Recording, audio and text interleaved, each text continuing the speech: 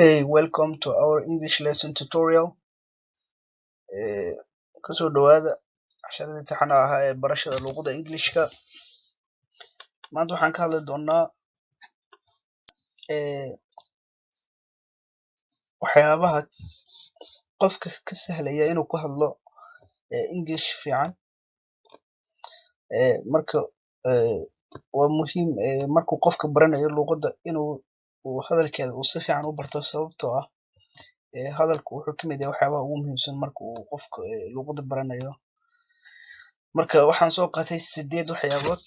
Marka 8dan waxyaabo kala jiri karo, laakiin waxaan 8 waxyaabood oo aan u arkay inay yihiin very important, so stay tuned, okay? Marka waxaan aanay tips, those will help you to speak better English. Waxyaabaha qofka ama adiga kaa saacidaya inaad ku hadashid English fiican, okay?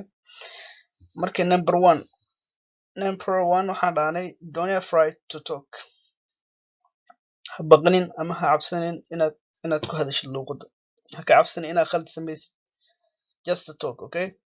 Waa muhiim. Hadal ha cabsanin, ha ka fikirin grammar, sababtoo ah mar walba oo grammar aad ka fikirtid ama inaad khalad aad samaysid aad ka fikirtid waxaa yaraanaysa kalsoonidaada. Marka don't be afraid, just talk. Learn new words and use them. Number 2 waxaan dhahnay baro erayo cusub. Isticmaal erayo cusub, baro sidoo kalena isticmaal. Isku day inaad erey cusub aad baratid,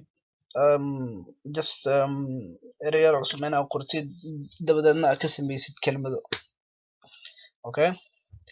Number 3 waxaan dhahnay find someone to talk. Isku day inaad heshid ama aad raadisid qof aad la hadashid oo practice aad la samaysid. Waa muhiim, sababtoo ah mar walba waxaan practice aad ku samaysid waxay ku sahlaysaa isticmaalkeeda ayaa ku fududaanaya, okay?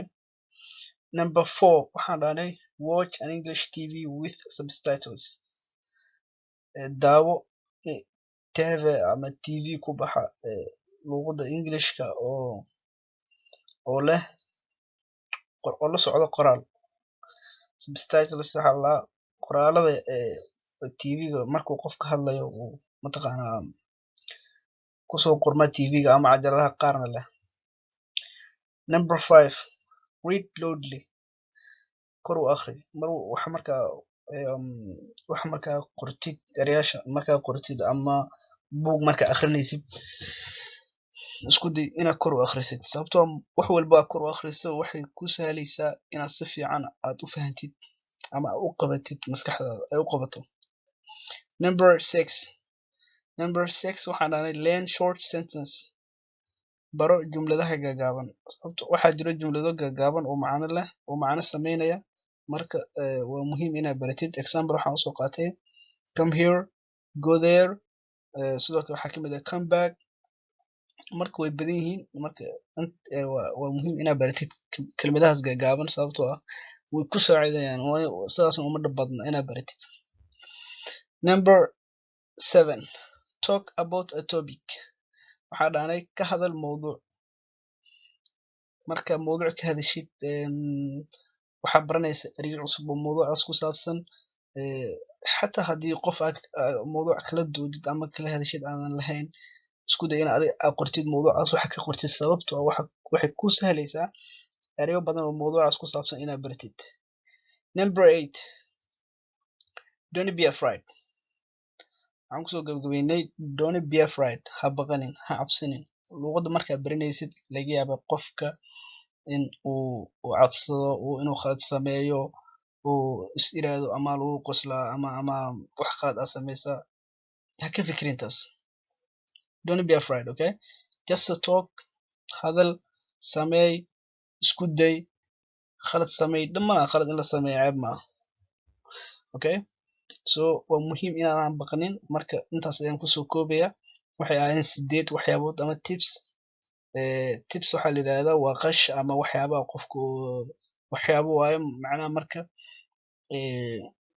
waxyaabaha qofka ka saacidaya inuu ku hadlo English fiican ayaan markaan dhahnay mawduuc kor uu yahay. Marka waa mahadsantihiin. Intaan isku day inaad samaysid ama aad isku day inaad samaysid waxaan idinkaga tagay sidaas iyo nabadgelyo.